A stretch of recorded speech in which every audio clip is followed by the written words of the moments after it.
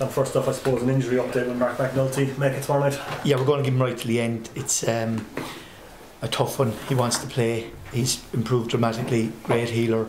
But at the same time, we're going to wait till tomorrow to see. And but obviously, we've done a lot of work with Peter, and David Coffey is coming as well. So from that point of view, we just give it up to the last minute regarding that. Would you say it's 50-50 or better or worse? Or? Yeah, I'd be honest with you, yesterday I would have thought trickier, but this morning he's he's up there, he's walking around the place, he's jumping. So done a light session this morning, so we just have to gauge it, because ultimately from our own point of view, while it's a huge game and Mark obviously wants to play, at the end of the day we can't play him if he's not 100% and if there's any setbacks. So we'll monitor it with the physios tomorrow. Any other knocks or injuries going into the game? Yeah, well, I suppose we just have a few usual.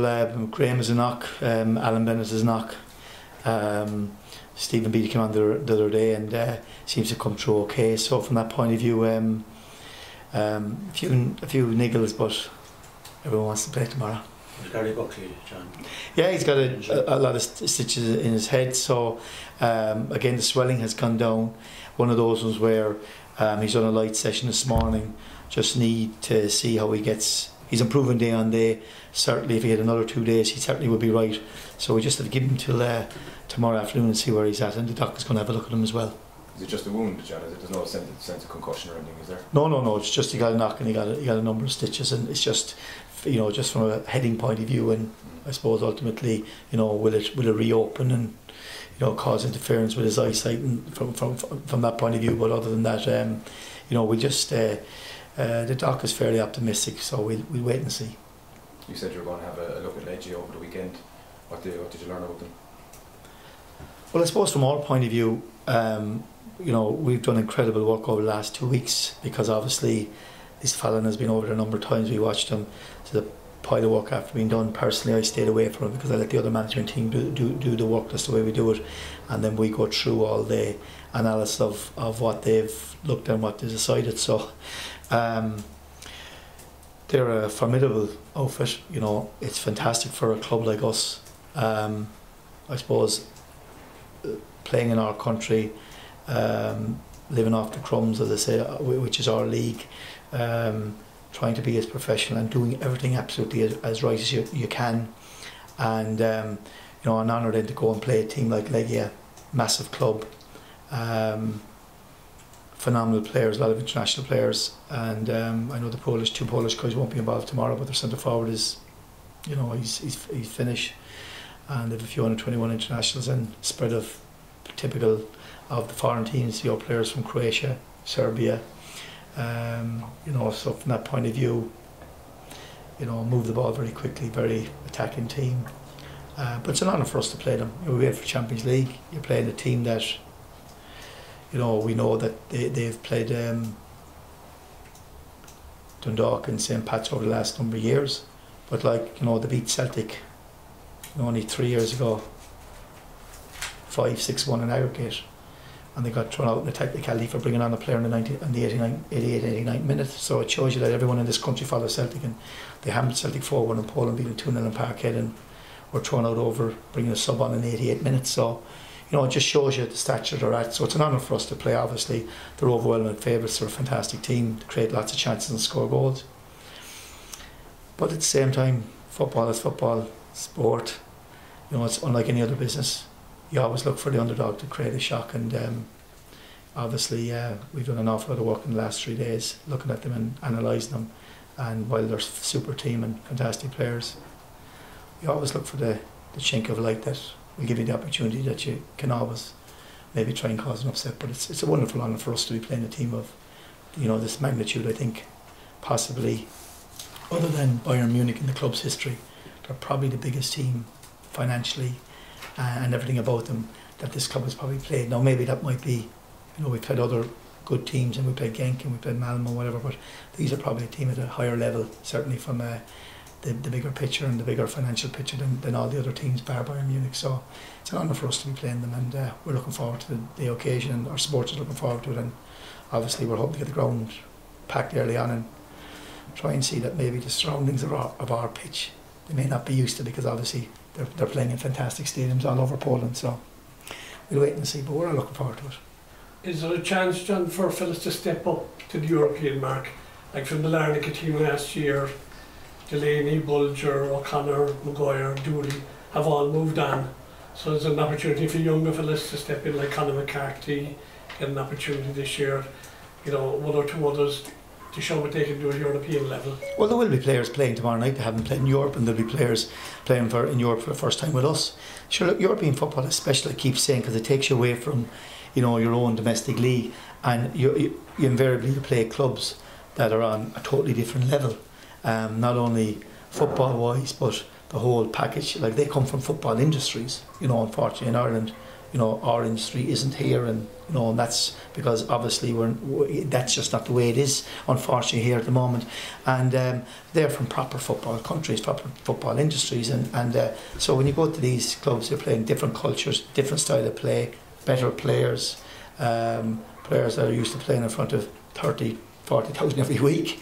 So from that point of view, so it's a fantastic experience for us. So it's always learning. I keep saying, you know, you look back in your own career, European football was phenomenal because you're coming across all different cultures, and that's what you want to test yourself off. And we were absolutely massive underdogs, and no one probably gives us any chance at all. And we understand that, you know, and when you weigh up everything. But at the same time, as I keep saying, you know, you always hope for the day that they may have an off day and we may have a fantastic day, and that's why there's shocks in sport, and that's what we all live for. So, and we're prepared on the day that we know how difficult it's going to be, but at the same time we've looked at areas where we need to do certain things right, and if we do, you never know, then you have a chance. Alan Bennett, as you said, he was carrying a knock. Is there any chance that Damien Delaney might play tomorrow? Yeah, possibility. You know, we're waiting on Alan. Alan has been, you know, Damien's come in. It's been difficult, the fact he hasn't played in such a long time, but thankfully he got the game against Portsmouth last week, so at least, as I said, he's been back in training with us for 3 weeks, and he's doing great, and great influence around the place. And it's just with game time, but thankfully the Portsmouth game was good, and the intensity of the game was reasonably good. So absolutely, so it's a great option for us to have as well, and plus the fact that, you know, Aaron Barry's on the outskirts as well, who's done really well. So we have a few options, but obviously Benno's the man in position because he's been playing. John, how significant is the fact that, you know, that tomorrow will be Legia's first competitive game of the season compared to you in the middle of the battle of fighting? Well, you're looking for every advantage and positive you can take, John. You know what I mean? So when you're playing teams like this, you know, like, I think, unfortunately, you know,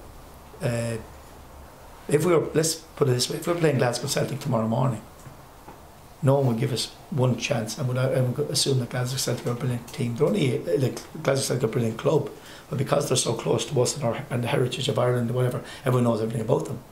Like, it was beat them 6-1 3.5 years ago. So it shows the quality of the team it is.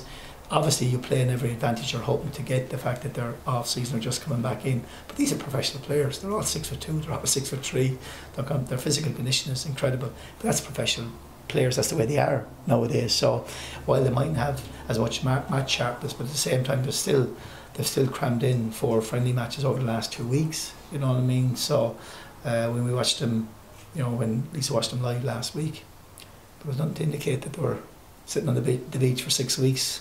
You know, they were playing the game with incredible intensity, and they were forward playing. They scored 5 goals, was fantastic. So, yeah, but at the same time, from our point of view, you're saying, you know, can you stay in the match? Can you keep things there and hopefully that weight that you might get the opportunity? But certainly, European football is intriguing, and that's why, you know, certainly if you go out and they hit you for a few early on, but then the game is all over, you know. And so, as I keep saying, massive underdogs, but this is the brilliant thing. We're all looking forward to the game, you know, and tactically we're all looking forward to see, you know, have we got it right, you know. And it'd be great for our supporters to see players moving the ball at a quicker pace than they would be used to in our own league. So, but at the same time, we're hoping that we can keep out the goals. Does it feel different because it's Champions League? Obviously, at Europa League, does it feel different? No, Europe is Europe.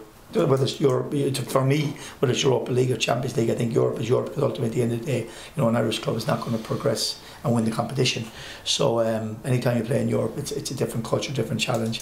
So, but it is prestigious that I think, you know, a lot of our supporters, they'll be saying for 8-9 months that they can't wait for the Champions League music. So that's nice. You know, from my own point of view, it's a European tie-in. I look forward to that. But it's I'm well aware that, you know, you have a lot of headaches in your head as well looking forward to these games. So, but it's a great occasion. And do you get the sense that, or are you conscious of the fact that as a League of Ireland club you're almost judged by the outside public in terms of how you do in Europe, more so than how you do in your own league?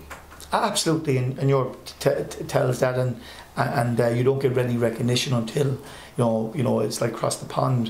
You know what I mean? As I keep saying, there's no respect to our league really. You know, we've had a few players in the last number of years have done well. Obviously, Shawnee's been the key guy, but at the same time, you know, Europe is the one area they look at and see how you progress. So, but it is, you know, a brilliant challenge for a club. We're all looking forward to it. I keep saying, you know, the thing in our league, obviously, as soon as you get a half decent team, a couple of them are taken away and you rebuild again and you start, and that's the way our league is. And unfortunately, we're not an industry, even though people work so hard and give their life to it. And you know, you look at the analysts we've done here, it's and the work we've done on this team, it's of the highest quality.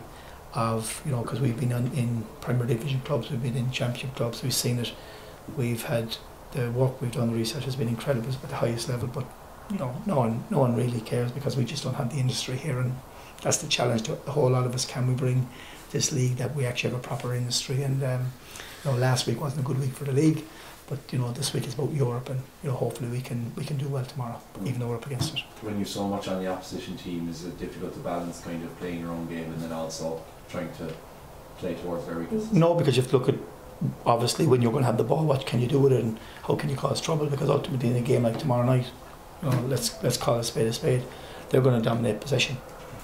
You know, so it's not going to be like a League of Ireland match where generally we'd have much more of the ball, and if you looked at it, most of our matches, we'd normally have 65-70% of the game. That's not going to happen tomorrow night. So it's a different type of match, and you have to prepare accordingly. That's what we've done. So you have to make sure that when we don't have it, which is going to be a lot of time, that our concentration levels are good, because sometimes players can switch off. But we've done a lot of work on that. But at the same time, there will be times when we'll get opportunities, we get the ball, and we need to be able to use it, and that's what we've worked on. So that's why it's intriguing, because it's totally different than your normal league match. The crowd need to be patient as well, don't they? But they've been quite good in the backing of the team, but in Europe they really need to be patient. If things aren't going well, not to get on the team's back. Well, look at, you know, anyone that goes to the game tomorrow night is a Coxney supporter. Supporting is about supporting your team. Maybe a lot of goals there, no? Yeah, you're supporting your players. Yeah, but we probably have a lot of them to support us as well. You know, so you know, to be fair, so supporting is about supporting your team, lads. You know what I mean? Obviously, you know, sometimes there's a bit of criticism. You know, at the end of the day, some people get frustrated, but generally, from what I've seen in my tenure walking around Turner's Cross week in, week out, the support has been phenomenal to me, the management, the players, and you know, we'll always have 1 or 2 days that someone might say a few things, but generally the overwhelming amount of people that come to our games are phenomenal, and they can see that what's been done in this club over the last number of years has been incredible, and that's why they appreciate that. And so you know, I always keep saying that, you know, you have to pay €200 to be a season ticket holder to slag off people. You know, that's not the way to support. And thankfully, you know, when I go into the ground every week, you know, just the people that we have and supporting that club are fantastic, and I see it every day in the streets, and that's what makes such pride in the place when you see people turn up in 7,000 tomorrow night, Tuesday afternoon or Tuesday evening, supporting our team. It's absolutely fantastic. It's a long way from where we were 5 years ago, I can tell you that, lads. So, you know, you always look forward to these occasions and never forget where we were, and know that where you're at the moment, you're in a place that, you know, sometimes you may not be in a few years' time, so you need to enjoy and make sure you appreciate the occasion as well. Presumably, John, there hasn't been any contact with Dundalk in terms of sharing intel, obviously with them playing the Valley as well. Yeah, I think there's been with our video people and Lisa and whatever, yeah. So that would be sort of, and you know, like all top clubs now, we all have top people and good people who do a lot of work, and she's the best in the business and has been phenomenal for us in the work she would do, and particularly in the European work she would done over the last number of years. But at the end of the day, the players when they cross the white line, they have to perform.